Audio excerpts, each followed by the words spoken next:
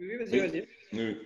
Et si tu veux, on s'entraîne 2 fois par jour, assez long, lundi 2 fois, mardi 2 fois, mercredi. Avant, c'était ça. Hein. Oui, Donc, on en avait marre. Et puis un jour, Candio, on n'était pas nombreux, on était 8, hein, je t'avais dit. Donc, il vient, il dit, on n'y a pas d'entraînement cet après-midi. On est content, ouais, super, pas d'entraînement, fabuleux.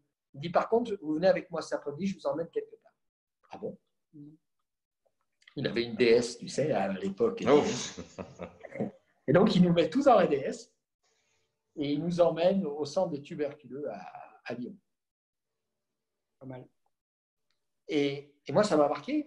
Mm. Et on rentre là et on voit les gamins, punaise. Et je peux te dire que j'ai encore l'image devant les yeux de cette époque-là. Quand on est retourné le lendemain à l'entraînement, il nous dit, bon, on fait 1 fois ou 2 fois aujourd'hui, qu'est-ce que vous en pensez? Au coach, on vient 2 fois aujourd'hui, il n'y a pas de problème. Je rends compte ça. Tu vois ce que je veux dire? Donc, ça, c'est un aspect d'éducation. Ouais. Ah oui, Et aujourd'hui, dans le sport, tu as besoin d'avoir des repères, des repères de valeur quelque part. Parce que de temps en temps, on les oublie. On a un truc qui est fabuleux, on fait un sport fabuleux. On ne s'en rend pas compte. On fait ce qu'on aime. Oui, c'est ça. Mais oui, mais On ça, s'en rend pas compte. Il faut remettre la réalité.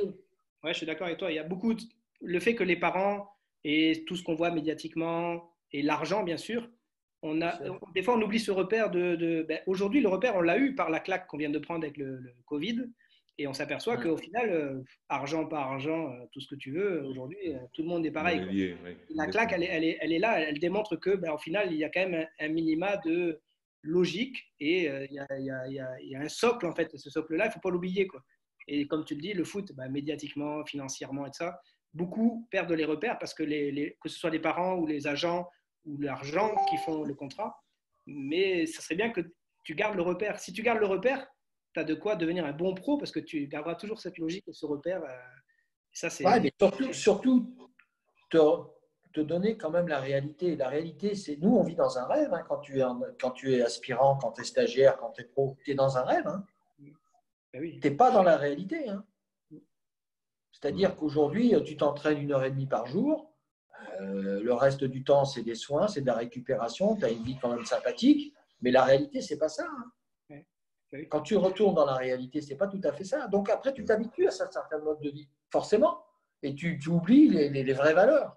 Bon, il y en a qui prennent des claques après en revenant dans le monde amateur ou en Voilà. carrière, de revenir. Bien sûr. Nous, on a remarqué quelque chose à l'Olympique Lyonnais, c'est quand on libérait des joueurs en fin de formation ou en milieu de formation, ils avaient toujours de grandes difficultés à s'adapter ailleurs. Oui, c'est vrai. J'ai quelques ex-lyonnais qui sont venus à Jura Sud. C'est compliqué. Voilà. Tu vois, donc je veux dire, pourquoi? Parce qu'aujourd'hui, leur rêve s'est arrêté. Oui, ils ont pris... Brice Ducard a eu du mal. Ouais. Tu as eu Brice?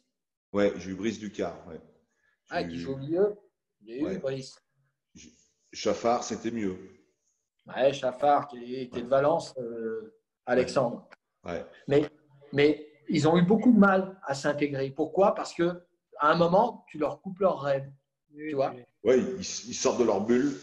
Et pour s'intégrer, alors on leur dit au club qui les prennent, on leur disait, mais soyez patients avec ces joueurs-là.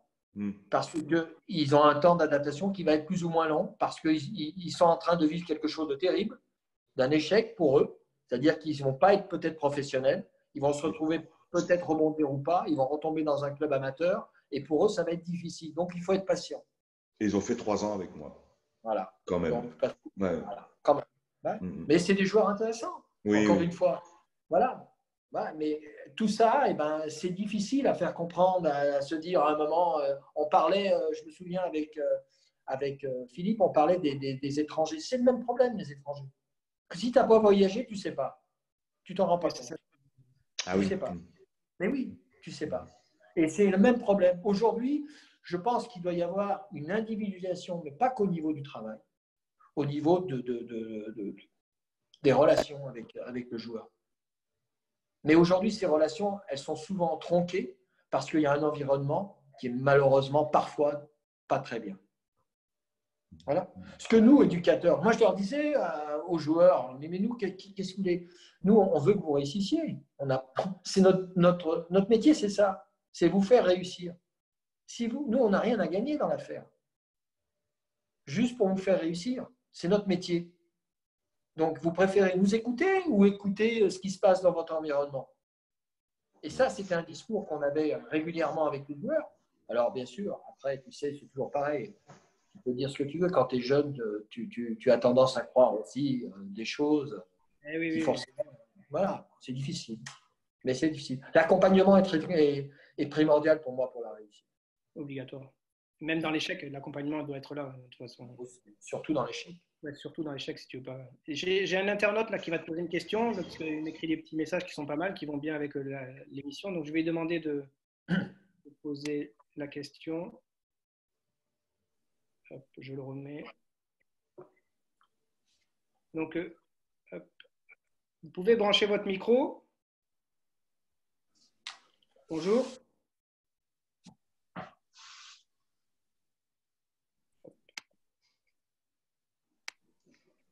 Il n'y a pas de micro pour l'instant. J'espère qu'il va le mettre. Bon, on attend qu'il… Il habite chez Manu aussi, celui-là. Encore un. Bon, pour le temps qu'il arrive avec son micro, moi j'ai une question, parce qu'au final, tu es passé par le début de la formation, le centre de formation à l'OL. Donc, tu as fait ta carrière d'entraîneur. Vous m'entendez? Est-ce que vous m'entendez? Vous allez bien? Oui, moi j'entends. Vous m'entendez? C'est bon? Est-ce que vous pouvez couper le son que vous avez derrière, parce qu'on entend l'écho? Vous pouvez poser votre question, allez-y. Bon, là? Oui, c'est bon, allez-y. Ok. J'ai une question pour Monsieur Olliot. Oui, bonjour, Monsieur Olliot. Bonjour. J'ai suivi que vous avez fait une partie de votre parcours au Sénégal. Oui, absolument. Vous étiez à Dakar, il me semble. C'est ça. C'est ça. Voilà, j'ai lu pas mal de papiers sur vous, sur le travail que vous avez fait là-bas, et apparemment, il y a eu quand même des anecdotes assez croustillantes, et notamment une où je sais qu'il y a eu un match important avec une accession au bout sur un terrain à l'africaine, un terrain en sable. Et pendant ce match-là, il y a eu je pense qu'il y a eu, si je me souviens bien, un but marqué par un joueur du milieu de terrain. Est-ce que ça vous parle, tout ça? Si vous me donnez le nom, je vais vous dire, peut-être, oui. C'est un garçon qui jouait défenseur, qui a marqué du milieu de terrain. C'était le match d'une accession sur un terrain sablonneux. On a été champion quand même 3 journées avant la fin du championnat, on était devant. Donc, le match que vous parlez, c'était peut-être à Etix, mais j'y étais pas au match, moi. Donc, je sais que le joueur de milieu de terrain qui devait marquer, c'est peut-être, je sais pas, Andalinou peut-être, j'en sais Correa, c'est possible. Mais à ce sujet-là, ce match, enfin, le Sénégal, c'est particulier. Je ne sais pas si vous connaissez ou pas l'Afrique. Et Monsieur Olliot, je me permets, mais vous étiez au match. Ah, alors, c'est quel match? Dites-moi. Il t'a posé une colle, peut-être. Alors, dites-moi quel match. Parce que moi, j'en ai vu quelques-uns des matchs. Vous vous souvenez? Alors, c'était un match à Kébémer. À Kébémer? Oui, Monsieur Olliot. Bien suivi votre parcours, Monsieur Olliot. Il est bien, monsieur là. C'est bien. Est-ce qu'on peut vous montrer de visage? Allez-y, montrez-vous. Il n'y a pas de problème. Oh putain. Ouais, Monsieur Olliot. Bruno, putain, mais ben, c'est pas vrai. Écoute, mais ouais. Mais ce match-là, je m'en souviens, ouais, bien sûr. Tu te souviens, tu y étais ce match-là, hein? Ouais, punaise, bah oui. Quel match. Ça, c'était à l'africaine. Hein. Bruno. C'était extraordinaire. Hein. Présente-toi, Bruno, présente-toi, 2 secondes. Alors, salut Bruno. Bruno Roard, j'étais avec Alain, c'est Alain qui m'a fait venir avec lui à Dakar. On a vécu une expérience sportive et humaine fantastique. Et puis, on a eu la chance de réussir notre challenge d'une montée de Ligue 2 en Ligue 1 dès la première année, un maintien de la 2e année. Donc, on a vraiment bien travaillé. Alain a fait un travail énorme au niveau du club, au niveau de la formation, au niveau de la mise en place du projet. Bon, c'était connu déjà quelques années avant au Havre. Et puis, bon, il m'a fait venir à Dakar. C'était ma première expérience à l'étranger. Et il a été pour moi d'une importance considérable puisqu'il m'a lancé, Alain m'a lancé dans mon métier d'entraîneur. Je suis un formateur, mais il m'a lancé un peu dans le métier d'entraîneur. Et puis, on a vécu tous les deux une réussite exceptionnelle. Donc, voilà, c'est des moments fantastiques. Et notamment ce match de Kébémer on a gagné ça. Et si on gagnait ce match-là, on était sûr de monter en Ligue 1 pour une première pour le club. Donc, c'était un très grand souvenir. Voilà. Tu sais déjà qui avait mis la frappe? Tu ne te souviens pas de Mohamed Thiam qui n'avait pas de muscle? Mais oui, Mohamed Thiam, il n'avait pas mis un but de l'année. Voilà. Oui. Et il marque du milieu de terrain. Il a mis en pleine lunette, il a mis du milieu de terrain, voilà. Je ne sais pas d'où il a fait. Oui. Alain, c'est parce qu'il était en confiance. Tu l'as mis en confiance. Non, ouais. C'est Bruno qui l'a mis en confiance, c'est pas moi. C'est Bruno, oui. Ouais, Bruno, parce que j'étais juste là pour regarder le match, mais bon. Mais je pense qu'encore une fois, tu sais, on discutait, mais on a beaucoup de discussions avec Bruno, forcément, parce qu'on a échangé beaucoup. Mais pour réussir, il te faut une équipe. Mais pas qu'une équipe de joueurs, il te faut une équipe d'encadrement qui marche ensemble. Et aujourd'hui, pourquoi on a réussi quelque chose qui était sympathique à Dakar? Parce qu'on a été une équipe, encore une fois. Sinon, on n'aurait pas réussi. J'en suis convaincu. J'en suis convaincu. Voilà. Et aujourd'hui, le fait de réussir, il faut qu'il y ait des ingrédients. Des ingrédients pour réussir, c'est encore une fois une certaine unification dans le staff, une unification aussi dans les joueurs pour faire passer des messages. Et aujourd'hui, si tu fais passer les bons messages, souvent, tu as des réussites. Il faut qu'il y ait des ingrédients. Des ingrédients pour réussir, c'est encore une fois une… Attends, Bruno, tu as le mic. Tu dois écouter l'émission. Ouais, attends, j'enlève. Ouais. Alain, concernant la formation, ce que je voulais te demander tout à l'heure, c'était, donc toi, tu as commencé avec les débuts des centres de formation, donc avec l'OL, comme tu dis, vous étiez 8. Ensuite, tu es venu donc reprendre un peu la formation à l'OL.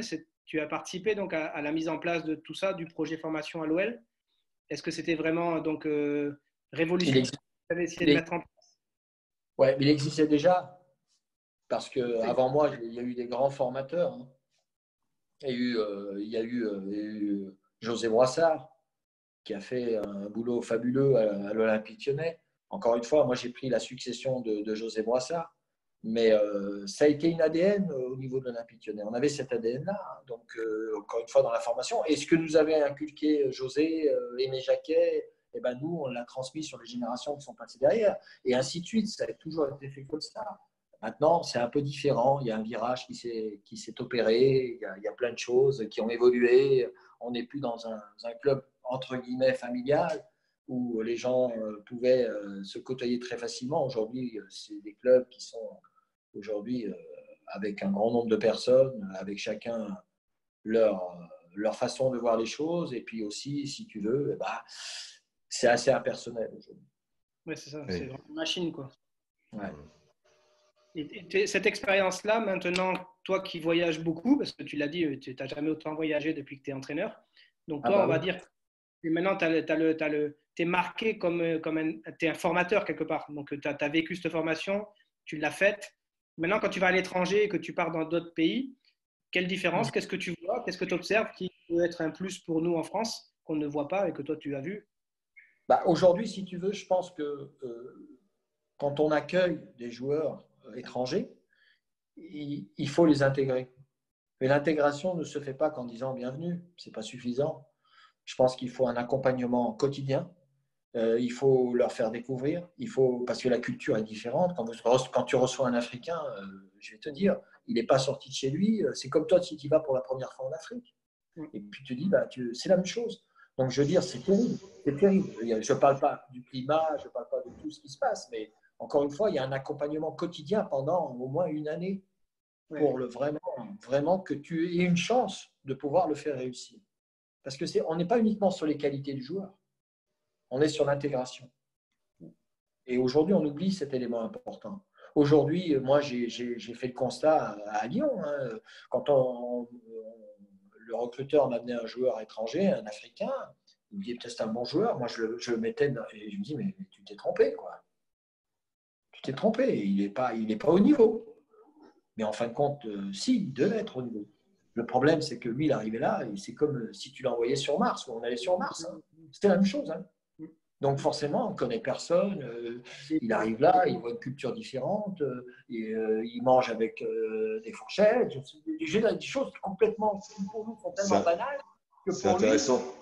C'est intéressant ce que tu dis, Alain, parce que beaucoup d'éducateurs, d'entraîneurs, de parents, de gens du monde du foot pensent qu'il suffit de s'entraîner, gagner un peu de sous, et puis ça va, quoi. Alors qu'il y a, comme tu dis, il y a tous les à côté pour un étranger qui arrive.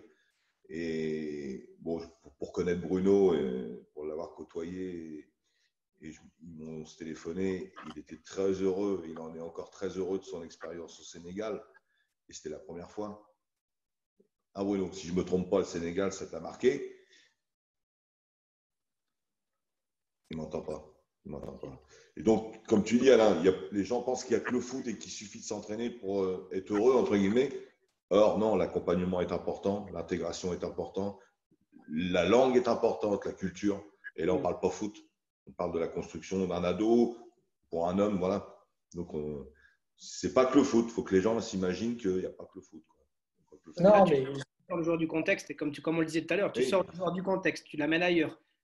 Quand on disait qu'il faut le mettre en confiance, le joueur, déjà, là, il repart à zéro. Donc, déjà, il faut le mettre en confiance, pas pour jouer au foot, il faut le mettre en confiance pour qu'il s'assume et qu'il prenne le temps de retrouver, on va dire. Oui, Pépite, dans nos cultures à nous, les footeux, il suffit de s'entraîner. Alors que non. Demain, non, mais... tu vas au Sénégal ou tu vas, je sais pas, au Brésil, ça va te faire tout drôle aussi. Voilà. Non, mais bien sûr. Mais aujourd'hui, on a. Si t'as pas, éventuellement, tu n'es pas allé voir comment ça se passe, comment les gens. Voilà. Tu ne peux pas savoir. Je veux dire, aujourd'hui, l'avantage de l'expatriation, encore une fois, c'est une ouverture d'esprit. Aujourd'hui, sur différentes cultures. Moi, j'ai fait le Maghreb, j'ai fait l'Afrique noire, j'ai fait un peu la Chine, mais c'est une ouverture. C'est une ouverture sur beaucoup de choses. Nous, aujourd'hui, quand tu restes en France, certes, c'est bien la France, attention, hein, mais tu n'es pas forcément branché sur ceux qui viennent de l'extérieur parce que tu ne sais pas comment ils vivent. Tu n'as aucune idée. En France, tu dis, bon, bah, il vient, il sait ce que c'est une fourchette, c'est ce que c'est un couteau. Et dans d'autres pays, ce n'est pas forcément vrai. Culture et tout. Mais moi j'ai une question que ça m'a toujours trotté dans la tête parce que on ne le vit pas et je n'ai jamais vécu. Toi, tu as fait un séjour en Chine. C'est comment là-bas le football? C'est comment? C'est vu, c'est mis comment? Comment? Il y a beaucoup de Chinois. Il y a beaucoup de Chinois, il y a beaucoup de terrains. Est-ce que les entraînements et tout, même si maintenant de plus en plus ils ont des entraîneurs formés un peu à la française ou autres, parce que je sais qu'il y a beaucoup de pays qui les forment et donc après ils reviennent avec cette culture qu'on leur donne. Mais est-ce qu'ils ont la même philosophie que nous? Est-ce que c'est vraiment différent? C'est quoi là-bas? Alors, la Chine, moi je suis resté 5 mois et demi à peu près. Donc, ouais, on a fait un contrat. Donc, c'est difficile déjà de faire un bilan, mais on peut en faire. Ouais. Aujourd'hui, c'est un pays qui est très organisé. C'est vraiment, j'ai jamais, enfin, où je suis passé, alors je ne parle pas du Sénégal parce que c'est l'inverse complètement, donc, mais eux sont très organisés, tout est en place. Après, c'est des gens qui manquent de créativité dans leur façon d'être. C'est-à-dire qu'ils suivent, c'est souvent des suiveurs parce qu'il y a un leader et le leader, les autres suivent. Donc, ils ne se posent pas de questions. On disait tout à l'heure, aujourd'hui, pour comprendre un exercice, pour faire bien un exercice, il faut le comprendre.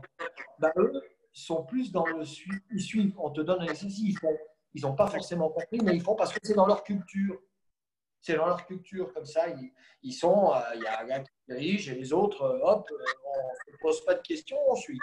Et aujourd'hui, ça a tendance à changer. Pourquoi? Parce qu'il y a eu l'apport des étrangers, notamment beaucoup de Brésiliens qui sont allés là-bas, mais de joueurs, donc qui ont apporté cette note créative. D'ailleurs, ils ont recruté pratiquement que des attaquants.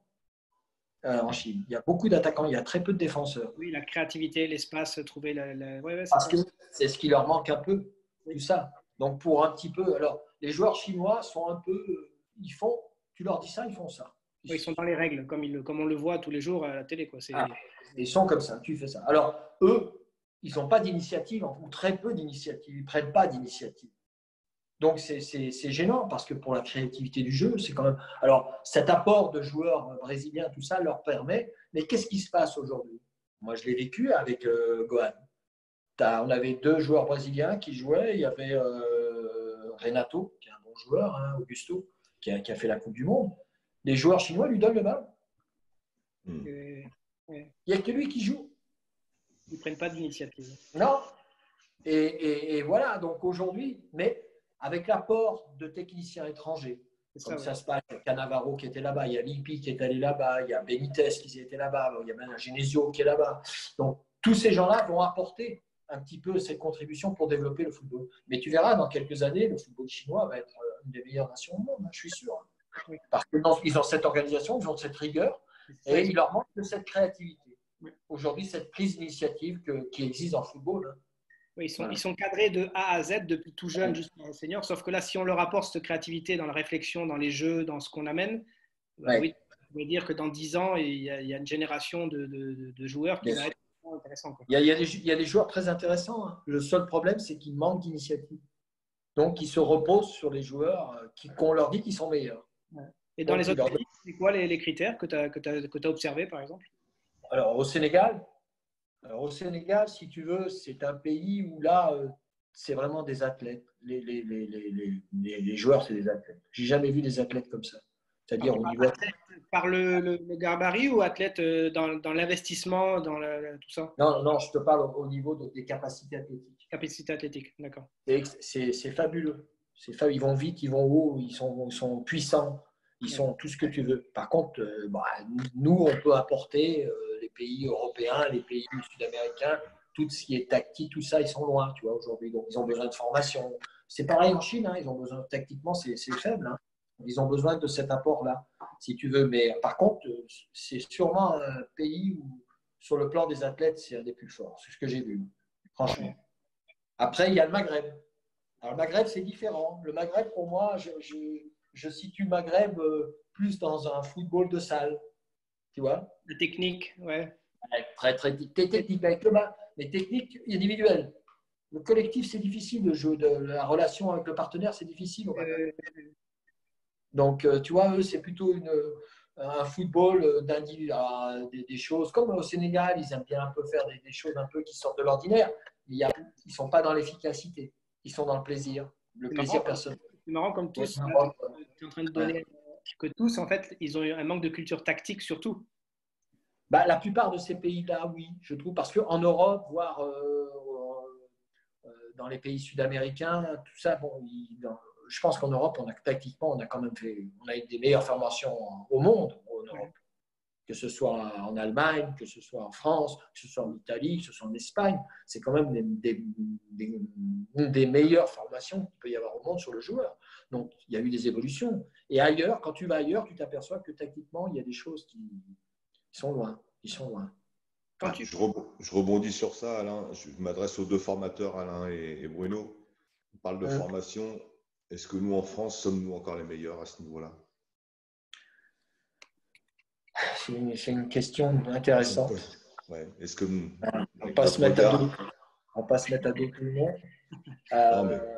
Moi, je pense qu'il y a eu une évolution qui a été faite. Je pense qu'on s'est endormi un petit peu sur ce qu'on a fait.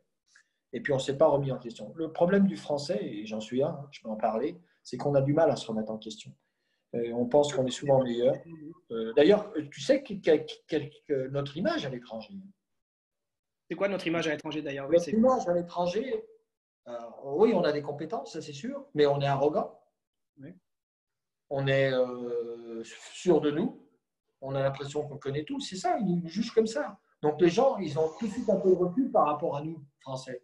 Tu vois ce que je veux dire? Parce qu'on a tendance, on est râleur, tu vois, vraiment. Ça, c'est le français, quoi. Je pense qu'on va être le donneur d'ordre et ceux qui ont tout vu. Un peu ça. On est considéré comme un peu ça. C'est vrai. Donc, ça peut froisser les gens. Ça peut aussi agacer. Et on vient nous chercher aussi pour ça. Comment? On vient nous chercher pour ça. On vient chercher des formateurs.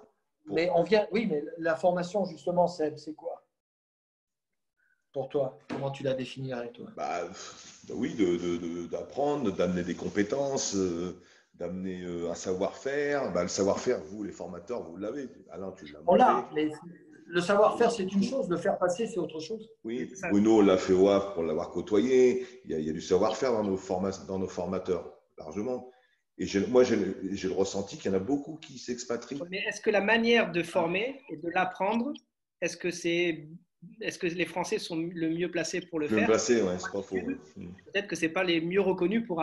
Autant on a la culture tactique, ça, on l'a parce qu'on l'a travaillé, mais peut-être d'aller le transmettre et d'aller l'impliquer ailleurs, peut-être qu'on n'a pas cette culture d'être patient, d'être observateur, peut-être se remettre en question, des trucs comme ça, peut-être. Tu as raison, peut-être c'est une des réponses. Hein. Après, il faut du temps aussi. Il faut du temps.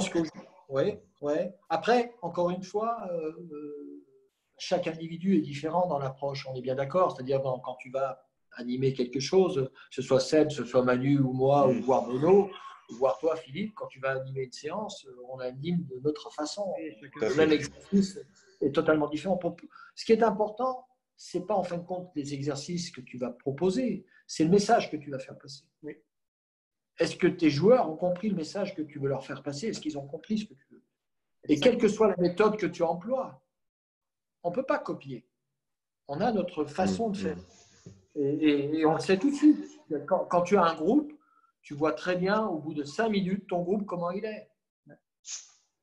Tu devines très très vite si ça va être compliqué, si tu vas avoir une écoute, s'ils sont dissipés, tu vois tout de suite. Mais après, c'est aussi toi qui dois être capable de trouver la solution pour que ton groupe soit attentif. Ça, c'est nous. Hein. J'ai toujours, c'est encore l'éducateur qui, lui, c'est lui le maillon, un des maillons principaux. C'est le garant.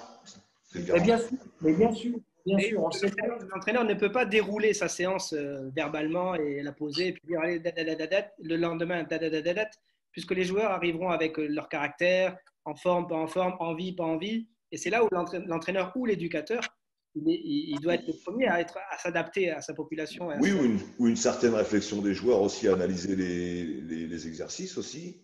La perception des choses, il y a des joueurs intelligents. En fait, c'est un ensemble.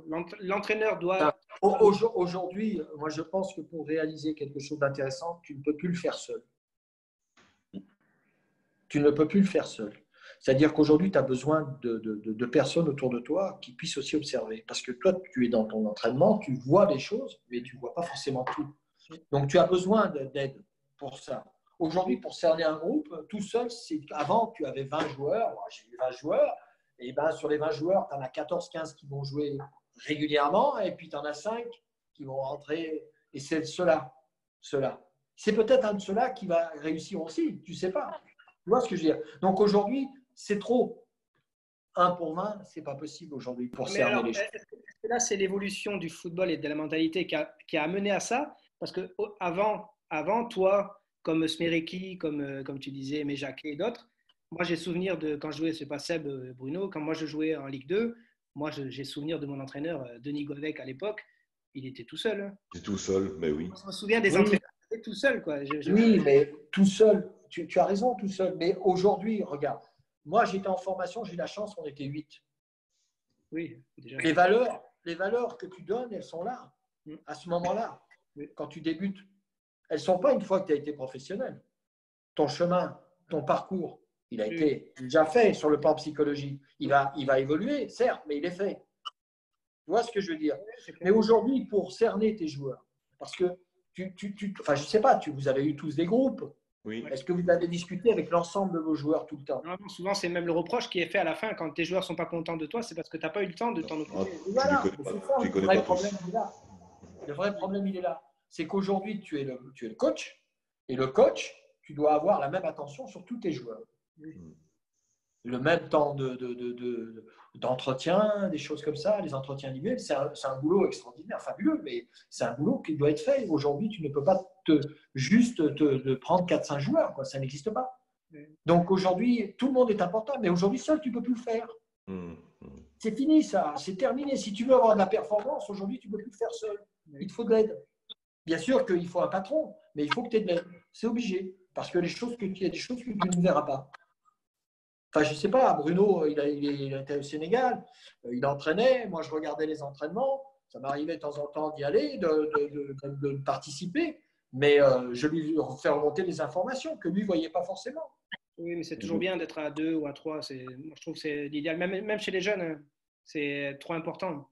Les gamins encore plus chez les jeunes. Les gamins d'autant plus, aujourd'hui les gamins, tu t'imagines, les gamins ils sont encore, ils m'aiment pas, ils sont là. Hein. ils sont là. C'est-à-dire qu'aujourd'hui, si tu les ignores, ils ont dit, bah, lui, il ne m'aime pas. Mais oui, et ce n'est pas forcément ton sentiment, non. Mais c'est ce qu'ils ressentent. Oui, mais c'est là où le dialogue est important et c'est là où quand tu… C'est là le dialogue et surtout, tu as besoin d'aide. Parce que quand tu as un gamin qui est en difficulté que tu n'as pas forcément vu, au bout d'un moment, tu le vois, mais c'est peut-être trop tard quand tu le vois. Ouais. C'est peut-être trop tard. Donc, il vaut mieux être averti le plus tôt possible quand tu as des soucis par rapport à ça, tu vois. Donc, tout ça, c'est important. Aujourd'hui, l'évolution, elle est qu'aujourd'hui, tu ne peux plus tout seul. Ce n'est pas possible. Il te faut de l'aide. Il te faut des gens qui observent. Il te faut être attentif aux joueurs. Il faut parler avec les joueurs. Bah, Bruno, il est là. Hein. Bruno, on recevait les joueurs souvent. Hein. Ouais, tout à fait. Ouais. On recevait les joueurs souvent. Ouais. Les joueurs pros, moi, je recevais les petits, mais je recevais aussi avec lui parfois les pros, parce que c'est important. C'est important. Mais encore une fois, c'est les messages. Enfin, Bruno, tu peux en parler. C'est ce qui nous a permis aussi. Bruno, tu captes mal. Donc, tu vois, je veux dire, aujourd'hui, tu as une approche. Performant, là. Parce que. Comment?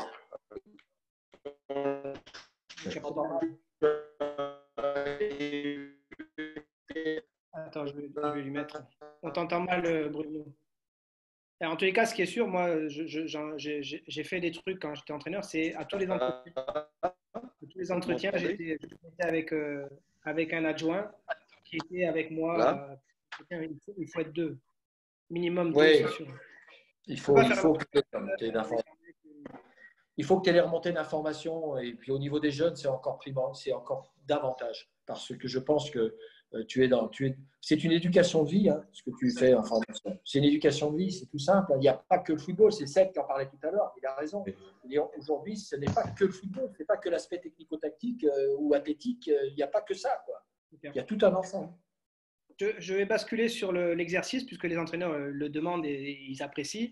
Donc là, ça tombe bien parce que l'exercice que tu nous proposes, il est adaptable. On peut y mettre plein de règles. On peut vraiment le faire en fonction de sa catégorie et en fonction de sa population et de son niveau. Et donc, je le mets à l'écran. Tu l'expliques et on montrera différents comme on l'a fait tous les deux.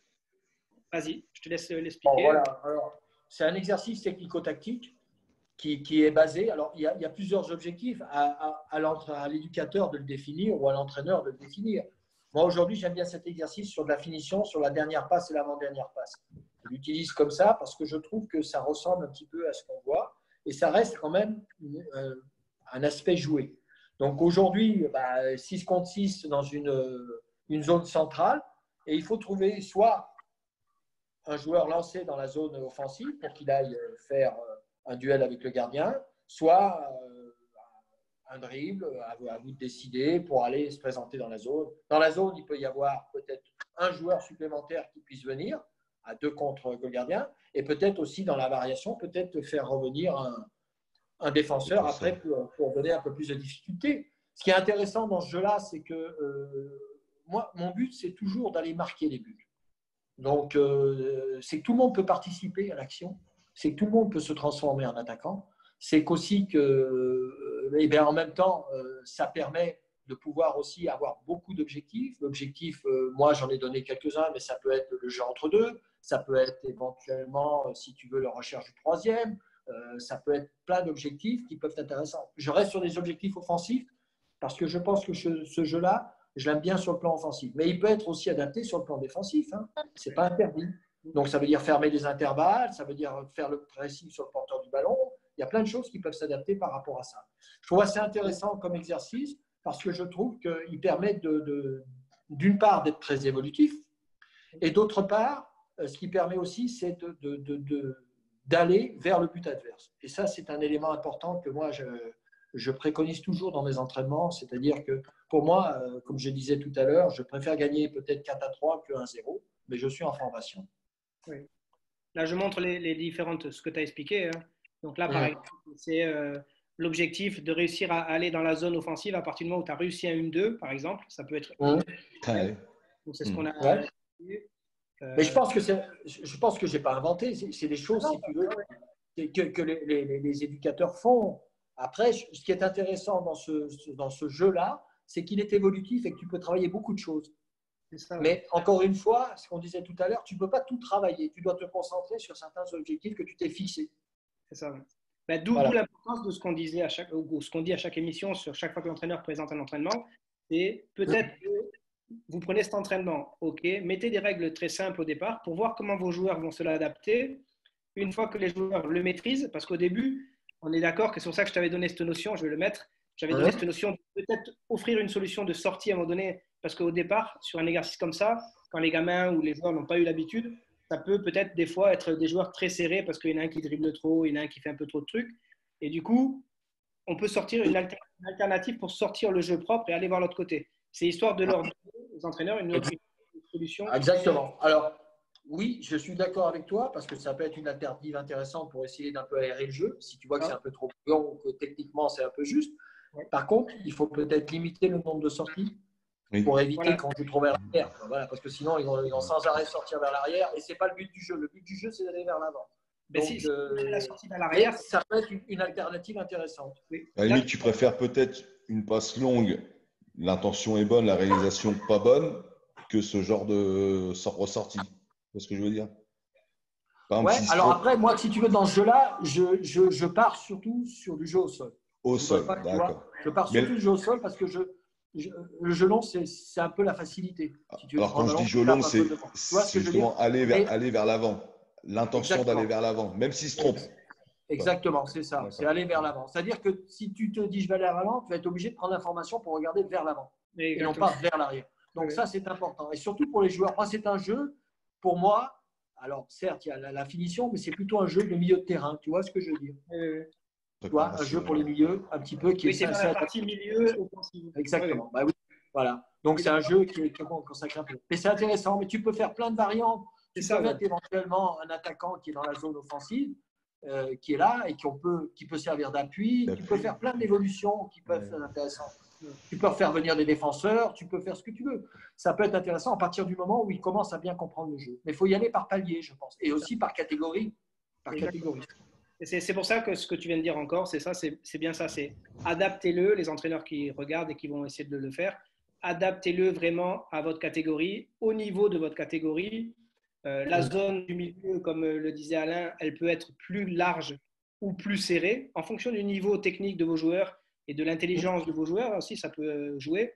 Et après, en fonction de ce qu'eux vont vous produire, vous pouvez mettre des règles et surtout des règles pour aller vers l'avant, vers le but. Et dans ce cas, vous mettez des règles comme là, par exemple, c'est objectif que le joueur, vous arrivez à le démarquer et qu'il puisse rentrer dans la zone offensive en ayant le ballon au pied, donc en percussion. Donc là, c'est une des règles. Exactement. Après, tu peux aussi varier. Je veux dire, par exemple, si ton thème technique au départ, je dis au niveau des jeunes, c'est de la conduite, par exemple. Oui. Donc, tu vas laisser dans la zone médiane, tu vas laisser libre pour qu'ils puissent faire des duels. Oui. Si tu as dans ton thème technique, si tu as la passe, il vaut mieux limiter les touches de passe pour qu'il y ait plus de passes. Tout ça, encore une fois, c'est l'adaptation que tu as par rapport à tes thèmes, parce que tu as choisi. Mais encore une fois, il faut rester. Pour moi, il ne faut pas dénaturer le foot. Et c'est ça. Ouais. Il ne faut pas dénaturer le foot. Il y a des fois des exercices, je disais, je ne comprends pas. Mais oui, moi, je suis joueur, je ne comprends pas. Parce que c'est trop compliqué. Il y a tellement de règles et ça n'a plus rien à voir avec le foot. Quand tu as trop de règles, tu ne sais plus ce qu'il faut faire, pas faire, tu es perdu. Oui. Donc, je pense qu'il faut essayer de rester simple. Le football, c'est simple en principe, même si nous, on complique. Mais c'est simple. Je vais être basique, mais c'est aller marquer des buts. C'est aller marquer des buts. La finalité du football, c'est marquer des buts. Donc, comment on fait pour aller marquer des buts? Est-ce qu'il faut jouer le ballon vers l'arrière ou il faut jouer vers l'avant? Je vais anticiper ce que Imed aurait dit s'il avait été là. Pourquoi? Tu sais ce que je vais dire, Seb? Il l'a dit pour Furlan, mais on te le dit pour toi. C'est vrai que c'est dommage qu'on se prive, et je pense que Bruno va être d'accord avec ça, c'est dommage qu'on se prive, nous, entraîneurs, de formateurs comme toi et comme Furlan, tout ça.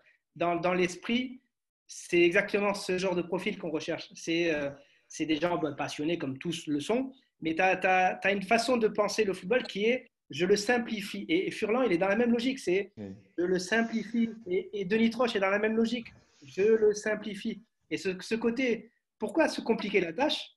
C'est du football, simplifions, c'est tout. Plus c'est simple, a priori, plus c'est simple, mieux c'est. Normalement, c'est plus facile pour tout le monde parce que, encore une fois, quand tu as beaucoup de contraintes, Puis le football, en fin de compte, les contraintes, c'est quoi? Quand tu joues, on ne te dit pas qu'il faut jouer à 2 touches de balle ou 1 touche de balle. Hein. Tu peux jouer libre, tu peux jouer à 2 touches, à 3 touches. Donc, quand tu es en compétition. Donc, aujourd'hui, moi, je disais, c'est à Bruno, on en parlait souvent parce qu'on a échangé beaucoup. Les exercices, il faut les tirer d'actions de match. Ils n'ont pas des exercices pour que ça fasse beau. Oui. Et à partir du moment où tu tu sors des exercices, des actions de match, tu vas être dans la vérité. Ça. Et là, à eux, éducateurs, à toi, éducateur, de trouver ces exercices pour permettre justement qu'ils soient dans la réalité. Mais oui. On en a parlé, Bruno, de ça. Hein. Il peut en témoigner. Hein. Oui. Non, mais on pense toujours que plus un exercice va être compliqué, et mieux il va être, alors qu'on ne va pas toujours dans la simplicité. Et après, on s'étonne que nos joueurs ne comprennent pas toujours. Oui. Mais plus on va être simple et efficace, et plus on va être performant. Et c'est vrai qu'on a beaucoup échangé avec Alain là-dessus. Si on a une ligne directrice, on va au plus simple et les joueurs répondront encore mieux. Ça me paraît évident. C'est vrai qu'on en a souvent discuté avec Alain. De toute façon, tu peux partir du principe que quand tu fais jouer ton équipe les 2, 3, 4 premiers matchs, tu vois des choses qui ressortent déjà parce que les joueurs s'entendent, se trouvent et donc tu t'aperçois que peut-être que le joueur côté droit offensif, il a une tendance à trouver son appui avec le 9 et à demander en percussion en profondeur. Tu t'aperçois que le 6 est plutôt un joueur qui récupère un ballon et il le nettoie en le faisant passer plutôt derrière. Donc tout ça, c'est des trucs que tu retiens. Et l'objectif, c'est d'améliorer et de rendre encore plus fluide ces choses-là. Pourquoi tirer 10 6 qui a l'habitude de faire un truc bien propre, qui marche bien, lui dire de faire autre chose qu'il ne sait peut-être pas faire au final et amener de la complexité dans des trucs qui sont des fois pas le même, quoi. Moi, je pense qu'il y a 2 choses. Tu as la formation et tu as la performance. D'accord? Aujourd'hui, quand tu as une équipe professionnelle comme a eu Bruno, il est sur de la performance. C'est-à-dire que lui a besoin de résultats. Le résultat, c'est le gain du match. Après, que tu joues moins bien, je vais dire à la limite, c'est pas secondaire. Nous, en formation, on est dans une philosophie différente. Tu vois ce que je veux dire? On est dans une philosophie où il faut développer quelque chose. C'est-à-dire qu'ils ont des qualités, tous, il faut les développer, il faut leur apporter autre chose, il faut qu'ils connaissent un maximum de situations pour que dans les matchs, les situations se répètent aussi. Donc, il faut qu'ils puissent réagir. Moi, tu vois, je me dis que l'idéal, c'est que si j'avais un idéal en fin de formation pour mes joueurs, c'est que quand ils soient professionnels, que quel que soit l'entraîneur qu'ils aient la capacité de s'adapter à tous les systèmes. Ouais. C'est-à-dire que même, et je vais aller même plus loin, c'est-à-dire que quand l'entraîneur dit aujourd'hui, on va jouer dans une animation en 3-5-2, il soit capable. Et en plein match, on repasse en 4-4-2, il soit capable. Ce que je dois faire. Je sais ce que je fais, j'ai appris, je sais. Tu vois? Et ça, aujourd'hui, c'est nous, en formation, qui avons ce devoir de leur apprendre tout ça. Une fois qu'ils sont en pro, c'est trop tard. S'ils ne le savent pas, c'est mort. Oui. On n'y arrivera pas. Oui. C'est avant tout ça. Enfin, je ne sais pas si vous partagez ou pas cette chose-là, mais encore une fois, je pense qu'on a un rôle déterminant en formation dans l'apprentissage de tout ça. Aujourd'hui, ils doivent être capables, les joueurs, on le voit au haut niveau, de changer d'animation en plein match. Oui. En plein match. Et c'est ça l'intelligence. Oui, parce que le coach est obligé de répondre à l'adversaire, aussitôt Exactement. changer le schéma. Aujourd'hui, tu as un problème sur ton côté droit. Qu'est-ce que je fais? Est-ce que je reste dans cette même animation où je suis en difficulté parce que ou alors je fais autre chose? Et je sais que si je fais autre chose, mes joueurs sont capables de le faire, de changer d'animation. Et c'est ça. Et ça, c'est le travail qui est, je vais dire, la formation, c'est un iceberg. Tu as les pros, et en dessous, la partie qui est toute immergée, c'est la formation. Et c'est là que se fait le travail. Si tu ne l'as pas fait en bas, quand tu les récupères, toi, Seb ou Bruno, si ce n'est pas fait, vous aurez des difficultés. Oui, on est d'accord. Oui. Voilà. Je ne sais pas si j'ai bien résumé ou pas. Le terme que je sortais, que tout à l'heure tu as cherché, c'était quand on me parle de les joueurs qui rentrent au centre de formation à 17, 18 ans ou 16 ans. Moi, souvent, je dis, c'est ma façon de le dire, c'est non, moi, je ne dis pas ça comme ça. Moi, je dis, les joueurs, ils sont en formation de 6 ans à 15 ans. Et ils sont en confirmation de 15 ans à 17, 18 ans. Et après, a priori, s'ils sont bien formés et qu'ils sont bien confirmés, a priori, à 17, 18, 19 ans, ils doivent pouvoir jouer en minimum en R1, N3. Pour moi, c'est l'âge où… Voilà. Mais moi, je le mets comme ça, c'est formation, confirmation, et après, tu bascules. C'est ce côté. Ouais, c'est une appellation qui t'est propre. Moi, je pense que si tu veux 6-13 ans, pour moi, on est dans du jeu, du plaisir. On en a discuté, je crois, Philippe, entre nous. Oui, mais après, c'est le maîtrise, je parle la technique, tous les éléments de base qui, comme on a fait déjà tous les deux, je trouve qu'aujourd'hui, on oublie un peu ce côté-là. Déjà, dès le plus jeune âge, on est dans un peu la compète. Certains coachs qui ne sont pas obligatoirement des éducateurs sont des suites dans les résultats à la compète, alors que les gamins, ils ne savent même pas contrôler un ballon. Mais à partir du moment où tu as un match, les mecs, ils sont dans la compète. Oui. C'est clair. Tu vas aller voir les 13 ans, ils sont dans la compète. Hein. Complètement. L'éducateur est dans la compète complètement. Aujourd'hui. Alors, est-ce que c'est bien, est-ce que c'est pas bien? Je sais que la compétition, c'est important parce qu'encore une fois, ça fait partie de la formation, mais c'est pas qu'uniquement ça. C'est pas une finalité. C'est une des composantes. C'est une des composantes. C'est ça. Voilà. Tu comprends? Mais après, toutes les appellations qu'on peut avoir, la tienne est très bonne. Moi si tu veux, je saucissonne différemment. Mais peu importe. Ce qui est important, c'est la finalité. C'est la finalité, ce qui est important. Tu comprends ce que je veux dire? Voilà. Après, chacun sa façon de voir les choses. Mais entre 6 et 18 ans, 17 ans, je veux dire, ça, c'est un travail monumental que tu dois avoir ici. Et du monumental, d'une progression tout au long des années et un apprentissage énorme. Après, que tu saucissonnes, c'est normal qu'on saucissonne. Entre les 6 ans et les 13 ans, ce n'est pas tout à fait pareil non plus. Donc, forcément, voilà. Mais encore une fois, moi, à partir d'un moment à 18 ans, aujourd'hui, s'il est bien, si c'est un bon joueur il doit jouer en pro aujourd'hui. À 18 ans, ça doit jouer. Oui, normalement, oui. Est-ce que tu es d'accord qu'un joueur qui est bien formé, un joueur qui a, allez, peut-être 16, mais bon, 16, peut-être 16, 17, 18 ans, un joueur doit jouer en R1, N3, un bon joueur, je parle formé, par rapport au monde amateur, s'il a bien été formé, est-ce que tu penses que c'est un joueur? Moi, je me souviens à l'époque, les joueurs qui avaient 17 ans, 18 ans, qui étaient corrects, ça ne veut pas dire qu'ils étaient super pros, ils arrivaient déjà à jouer en R1, N3, quoi, c'était ça à peu près. Ouais, c'est joué en DH. Toi, DH, quoi, c'est le niveau sorti. Je pense que Seb peut en parler, mais je crois qu'aujourd'hui, alors après, tu as des joueurs qui arrivent un petit peu plus tard, mais tu as toujours des exceptions. Oui, tu en as toujours, ça existera toujours, ça. Tu as des joueurs qui arrivent plus tard, mais la majorité aujourd'hui, si tu es en formation, tu n'as pas donné ce qu'il doit avoir à un certain âge, tu ne vas pas le récupérer plus tard. Ça n'existe pas. Non, tu ne récupères pas, ça c'est sûr. C'est difficile, c'est très difficile. Voilà, donc, mais bon, après, tu sais, on peut discuter toute la nuit. Hein. C'est ça. Alain, je vais te poser une colle. Attends, 2 secondes, je vais juste chercher le cordon parce que ça va se… Vas-y. Bruno, ça va? Ouais, ça va bien. Ouais. Et toi? Ouais, tranquille. Ça va. Bon. Et toi, l'équipe, tu coaches laquelle, toi? C'est les 17, c'est ça? J'ai 17 ans, ouais, maintenant à Nice, là. Bon, toi, tu es dans la formation aussi, donc. Ah, ouais, là, je suis revenu après les 3 ans d'équipe première, l'équipe pro à Dakar. Je suis revenu dans la formation, ouais, tout à fait. Donc, ça te… ouais. Tu es déjà passé par la formation ou pas? Oui, j'avais fait 9 ans avant. D'accord, donc voilà. Oui. Non, la formation, j'ai fait les 19 ans, les 17, la réserve. Là, je suis revenu sur les 17. Et à Dakar, c'était pas vraiment enfin, on était pro, mais à Dakar, on avait des joueurs, Alain peut en témoigner.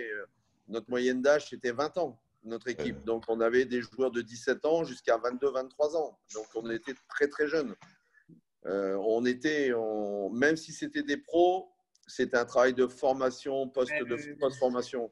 On n'avait pas de joueurs âgés, très peu de joueurs de 25, 26 ans, très, très peu. Et on était sur un projet de formation, post-formation avec l'équipe pro à Dakar. Ed, ta colle, c'est quoi? Oui, Alain, de toutes tes années de formateur à Lyon, si tu devais retenir un joueur ou deux, allez. Alors, je ne voudrais pas faire offense à tout le monde. Ceux qu'on n'a pas connus, vas-y. Moi, oui. Je connais le joueur dont Alain va parler. Je sais de qui il va parler. Bah justement. Alors, il est connu. Et c'est un joueur connu ou pas du tout? Ah bah oui, mais Alain, je sais de qui il va parler. Allez, vas-y, Alain. Vas-y, Alain. Pour moi, le joueur qui m'a le plus impressionné en formation, pour moi, il n'y avait pas grand-chose à lui apporter, honnêtement. Parce qu'il avait déjà tout. Et aujourd'hui, ce qu'on aurait pu lui apporter, c'est peut-être sur le plan, je vais dire, psychologique, tu vois. C'est ce que peut-être on aurait pu lui apporter parce qu'il a vraiment tout. C'est Ben Arfa. Vous avez échoué sur ça? Oui. Moi, je pense que… Oui. Je ne sais pas. Alors, il y a beaucoup de monde qui ont échoué. Il n'y a pas que nous. Mais je pense qu'on a loupé quelque chose avec Hatem. Mais Hatem était dans un environnement déjà… Il est arrivé à 15 ans, 16 ans après Clairefontaine. Donc, il avait déjà un passé de star en arrivant chez nous. D'ailleurs, il est arrivé, c'est la première fois que, je pense, une des premières fois où Lyon mettait de l'argent sur un jeune. Donc, il est arrivé avec… C'était difficile parce que, comme on dit, il avait 16 ans, 15-16 ans, psychologiquement, il était déjà formé. C'était difficile. Il avait cet environnement qui baignait depuis des années où c'était la star, où tout le monde le considérait, était toujours surclassé. Et forcément, mais c'est le joueur qui m'a le plus impressionné. Franchement, sur le plan de qualité. Ouais. Après, il y a eu des super joueurs. Hein. J'ai eu des bons joueurs, des joueurs. Je parlais de Jamel Halimi qui a fait une belle carrière. Bon, Benzema, bien sûr, aussi. Oui. Après, tu t'attaches plus, à mon avis, pas forcément sur la carrière, qui fait, bien sûr que c'est important parce qu'il y a beaucoup qui ont été professionnels à Lyon. Beaucoup de joueurs ont été formés. Mais tu t'attaches surtout sur le personnage, comment il est devenu derrière. Et aujourd'hui, prendre Jamel Halimi, parce que ce gamin, il est à l'Olympique de Saint-Etienne. Je sais qu'à Lyon, à Saint-Etienne, on n'est pas trop copains. Donc, on l'a pris à l'Olympique de Saint-Etienne et Jam sortait de la rue, ce gamin. Et aujourd'hui, je vois où il est. Il est entraîneur adjoint à une équipe nationale des U20 ans au Maroc, puisqu'il est d'origine marocaine, et il a fait son parcours d'homme. Mais on a contribué à ça. Et c'est ça la plus grande satisfaction aujourd'hui qu'on a. Tu vois, peut-être plus que Athème, parce que Athème, oui. Mais sur le plan vraiment footballistique, Athème, je n'ai pas vu de joueurs comme lui. Et j'en ai vu passer pas mal. Hein. Et je n'ai pas vu de joueurs comme lui. Hakim Tafer, tu as connu? Oui. Oui. Yanis. Oui. Yanis Tafer, l'attaquant. Yanis, c'était un bon attaquant, marqué des buts, il était très adroit. Je ne sais pas ce qui s'est passé. Je ne sais pas ce qui s'est passé dans son environnement, j'en sais rien. Yanis, c'était un très bon joueur. Il aurait pu faire une carrière, à mon avis, mieux qu'il l'a fait. Il y a eu quelque chose qui s'est passé. On parlait toujours de l'accompagnement. Je sais que moi, j'avais rencontré son papa. Il était très bien, son papa. J'ai trouvé qu'il y avait eu un bon discours. Alors, je ne sais pas après, en dehors de ça, parce que ce qu'on ne maîtrise pas, c'est l'entraînement invisible. Tu sais bien. Tu ne sais pas ce qui se passe quand il sort de chez toi. Tu ne sais pas ce qu'il va dire. Donc, Yanis, moi, j'aimais bien. C'est un attaquant. Il était lancé. Il avait le sens du but. Tu vois, il a marqué des buts. C'est important, quelqu'un qui marque des buts. Belfodil. Il s'est perdu. Belfodil aussi, tu y étais encore? Non. Comment? Avec Belfodil. Ouais, Belfodil, c'est aussi des attaquants. C'est des attaquants qui sont créatifs, tu vois. Après, pour moi, sur le plan mental, il en manque quelque chose. Ouais, c'est bien ce que tu dis. Avec l'émission avec Denis Troche, c'était ça le thème. Carbonné. Carbone, le mental, est-ce que la partie mentale, tout ça. C'était vraiment, le sujet était intéressant. Et c'est ce côté mental, psychologie, encadrement, tout ce qui est autour du joueur dans sa carrière, que ce soit sur le terrain ou en dehors. Et on voit bien que c'est ça qui participe quand même à faire qu'une carrière peut être bonne ou moins bonne, ou durer ou pas durer du tout. Quoi. Donc ça, c'est… Moi, Alain, si je peux me permettre, Alain, en parlant d'aspect mental et qu'une carrière peut arriver bizarrement, tu m'as raconté un peu le chemin, en tout cas l'anecdote sur François Clerc que tu as eu à Lyon. Et je trouve que c'est vraiment un super exemple, si tu peux en parler. François, il vient de Bourg-en-Bresse. Donc, on l'a recruté en préformation à Bourg-en-Bresse. C'est un attaquant, un excentré droit. Et donc, François a gravi les échelons. Et puis, à la fin de sa formation, donc, on lui fait signer, je crois, 1 an pro ou pourvoir ou des choses comme ça. Et donc, l'entraîneur à l'époque, je ne vais pas le citer parce que ce n'est pas la peine, mais l'entraîneur à l'époque le met au placard. Donc, ils étaient plusieurs au placard. Il y avait lui, il y avait Johan Truchet, il y avait 2-3 autres joueurs. Et donc, à l'époque, sur ces dernières années de formation, on l'avait remis latéral droit. Et donc, comme nous, à Lyon, on avait souvent le ballon, donc il nous apportait beaucoup de choses sur le côté, et notamment sa participation offensive. Donc, ça reste un peu dans la philosophie qu'on s'était fixé. Et donc, à Lyon, à l'époque, il y a un problème avec Anthony Réveillère qui est blessé. Ils n'ont plus d'arrière droit. Et l'entraîneur pro, je le croise, il me dit « Qu'est-ce que tu as en formation ? J'ai plus rien. » J'ai dit écoute, tu as des joueurs qui sont là. Tu as 2 joueurs qui sont latéraux droits. Tu as Johan et tu as François. J'ai dit Johan, c'est un défenseur pur. C'est vraiment quelqu'un qui va défendre. Mais ça sera d'un apport offensif beaucoup moins. Par contre, tu as François qui est un ancien attaquant qui joue défenseur latéral et qui, lui, Aujourd'hui, moi, si j'avais un choix et sans, si tu veux, pénaliser l'un ou l'autre, mais par rapport au jeu de Lyon aujourd'hui, François correspondrait plus parce que c'est quelqu'un qui va t'apporter quelque chose sur le plan offensif. Johan un peu moins, mais ça sera un vrai défenseur. Il prend François Clerc 5-6 mois après l'international. Oui, comme quoi. Voilà à quoi ça tient. Et si ce jour on ne le croise pas, ben peut-être que. On est tous d'accord. Voilà à quoi ça tient. Il faut le savoir aussi. On est tous d'accord qu'une carrière tient à pas grand-chose. Des fois, l'entraîneur au bon endroit au bon moment, ta prestation, le contexte, il y a plein de choses. La blessure, la pas de blessure. Et toi, Bruno au Havre, parce que je pose la question à Alain. Sur les joueurs? Oui, parce que tu as quand même connu quelques pépites. Ouais, écoute, les joueurs qu'on a eus, il y avait il y en a eu pas mal quand même. Il y a eu pas mal. Après, il y a évidemment l'histoire de Paul Pogba, Paul qui était chez nous et qui était un bon joueur, mais en partant, il est devenu un joueur exceptionnel. On en a eu d'autres. Bruno, pour revenir à Pogba, est-ce que tu peux dire qu'il est formé au Havre? Non. Et allez, il a fait le début de sa formation au Havre. Enfin, 1 an, 2 ans, même pas. 2 ans, Paul. Ouais. Après, oui, non, mais après, on en a eu plein. Écoute, pour moi, le joueur pour moi qui a vraiment été formé. Il faut le voir autrement. Je veux dire, aujourd'hui, je reviens sur ce que dit Seb parce que c'est important. Aujourd'hui, on contribue à la formation. On contribue. C'est-à-dire que la richesse d'une formation, c'est forcément pas avoir le même éducateur tout le temps. Bien sûr. C'est ça la richesse d'une formation. Encore une fois, c'est d'avoir des éducateurs qui puissent te permettre d'évoluer. C'est ça qui est important. Parce que tout le monde a une approche différente. C'est-à-dire qu'aujourd'hui, il a passé 2 ans au Havre, mais ces 2 ans au Havre, il a sûrement appris des choses et peut-être des valeurs qu'il n'a pas eu ailleurs. Et ailleurs, il a appris autre chose qu'il n'avait pas eu au Havre. Donc, je pense que c'est une contribution qu'on a tous, à quel niveau qu'elle se soit, dans la formation d'un joueur. Ce n'est pas une personne qui forme un joueur. Moi, quand j'entends « vous avez formé tel joueur », je dis « non, je n'ai pas formé tel joueur ». On a contribué à l'aider à un moment dans son passage de formation. Mais on n'a pas formé. Former, c'est l'ensemble des éducateurs qu'il a eus qui l'ont formé. C'est un ensemble. Et je pense qu'il ne faut pas se tromper. Parce qu'il y en a qui revendiquent j'ai formé un tel ou un tel. Non, tu n'as pas formé. Non. Je ne pense pas que ce soit le terme exact. Tout à fait. Les gars, ça fait 1h30 qu'on échange et on reste déjà. Et on est d'accord qu'on pourrait rester 2 heures, 3 heures sans problème. Malgré tout, il va falloir mettre un terme à l'émission quand même, parce que Facebook, ils vont commencer à appeler. Qu'est-ce qui se passe sur non, en tous les cas, encore une fois, Bruno et Alain, merci de votre présence. Ça fait, encore une fois, le partage, c'est ça qu'on espère et qu'on a envie de faire avec cette émission, c'est partager l'expérience, partager le vécu, parce que c'est super intéressant. On n'a pas, nous, la possibilité, certains, d'aller entraîner à l'étranger ou d'être dans les clubs pro ou autres.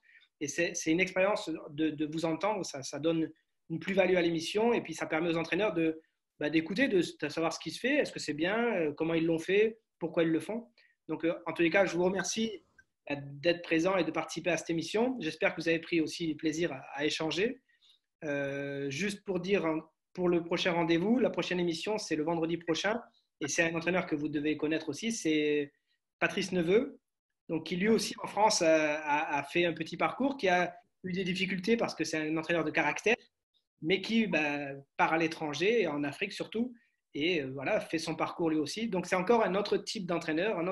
Et donc, l'idée, c'est qu'on tourne comme ça autour de plein d'entraîneurs différents et qu'ils apportent leur vécu, leur richesse, quoi. Moi, Philippe, c'était agréable. De toute façon, c'était des bons échanges en tant que formateur. Moi, je pense que Bruno, c'est plus un entraîneur, même s'il s'est formé, il a les notions de tout ça, mais dans l'esprit. Mais moi, je dis qu'en formation, depuis le temps que j'y suis, plus je sais, moins je sais. Et je pense que c'est exactement, si je peux résumer, c'est un peu ça. C'est-à-dire qu'en formation, tu as l'impression toujours que tu apprends tout le temps, mais tu découvres aussi tout le temps. Donc aujourd'hui, je dis, plus tu apprends et plus tu penses savoir, mais moins tu sais. Enfin, c'est un peu contradictoire, mais c'est un peu ça. Donc, rester simple. En gros, c'est ça, quoi. Ouais. C'est pas un métier où tu es au devant des médias ou des choses comme ça. C'est autre chose. C'est autre chose. C'est autre chose. Voilà, donc c'est un métier qui est souvent, si tu veux, dans l'ombre. Et moi, ça m'arrange bien parce que j'aime bien ça. Et puis, au moins, on te laisse travailler souvent tranquille. Même si je pense que de plus en plus, si tu veux, la durée des formateurs dans les clubs est de moins en moins importante. Et je le déplore. Mais bon, c'est la vie. Et voilà, ça devient comme les entraîneurs professionnels. Aujourd'hui, tu restes 1-2 ans dans un point et tu pars dans un autre. Quel ADN et quelle identité tu peux amener? C'est marrant, comme vous vous retrouvez, toi et Jean-Marc, il y a vraiment une corrélation entre les deux. Vous vous retrouvez. Similitude. L'émission, je vais l'envoyer à Jean-Marc pour qu'il la regarde parce qu'il y a vraiment, on sent que vous êtes déjà de la même génération, mais avec une même philosophie. Et je trouve ça super intéressant. Et partager les mêmes choses. Et je trouve que c'est la réalité. Et il met là et c'est des mecs comme ça que je veux la faire. Et tu vois, ce qui est intéressant dans Jean-Marc, c'est que Jean-Marc, aujourd'hui, il est formateur. Dans l'esprit, il est formateur. Et aujourd'hui, il est entraîneur. Donc, il connaît ce qui s'est passé en bas. Il sait comment ça se passe en bas. Donc, tout ce qu'il fait aujourd'hui, son parcours professionnel est extraordinaire parce qu'aujourd'hui, il connaît ce qui s'est passé en bas. Et aujourd'hui, il sait souvent les situations qu'il fait, l'attention qu'il donne à ses joueurs. Et je ne vais pas dire, mais l'amitié qu'il a et l'amour qu'il a pour ses joueurs, ça se voit quand il joue. Ça se ressent, ces choses-là. Parce que on dit souvent que ton équipe était souvent l'image de ton entraîneur. Souvent, c'est vrai. Il y a quelque chose qui sort de la philosophie de ton entraîneur ou ton éducateur. Mais souvent, c'est ça. Et je trouve qu'aujourd'hui, de connaître la formation avant d'être entraîneur, pour moi, ça devrait être obligatoire. On est d'accord, pour moi aussi. Bon, en tous les cas, merci à tous. Bruno, merci beaucoup. Alain, merci à vous. Merci à vous surtout. Bruno, merci d'être venu. Je t'en prie. Un dernier mot, Philippe, un dernier mot. Alain est, enfin pour moi, le top des formateurs. Vraiment le top. C'est quelqu'un dans le travail qui est d'une exigence exceptionnelle, d'une rigueur, d'une droiture et d'une fiabilité. Moi, j'ai côtoyé Alain plusieurs années. Et l'expérience qu'il a et ce qu'il vient de vous dire, c'est exactement de la manière dont il fonctionne. Et avec lui, en tout cas, on sait où on va. Et moi, en tout cas, il m'a appris beaucoup. Je tenais à le dire, c'est hyper important pour moi. Merci. J'espère qu'il deviendra parrain de l'émission comme Furlan. Jean-Marc Furlan, à la fin de l'émission, était tellement content qu'il m'a envoyé un message derrière. Et c'est Seb qui avait proposé ça d'ailleurs. Et il a dit, moi, je suis tout à fait favorable pour devenir le parrain de l'émission. Donc, si on peut avoir des parrains comme vous, avec toi, Alain aussi. Avec grand plaisir. En tout cas, merci à tous les deux, Bruno et Alain. Merci pour vos propos, votre richesse. Philippe. Bon courage, Alain, pour la nouvelle mission. Bruno, pareil. Merci, Seb. Ça a été un vrai plaisir d'échanger avec vous, en tout cas. Et j'ai passé un très agréable moment. Merci beaucoup, les gars. Ciao. Merci. Au revoir l'émission. Ciao. Ciao.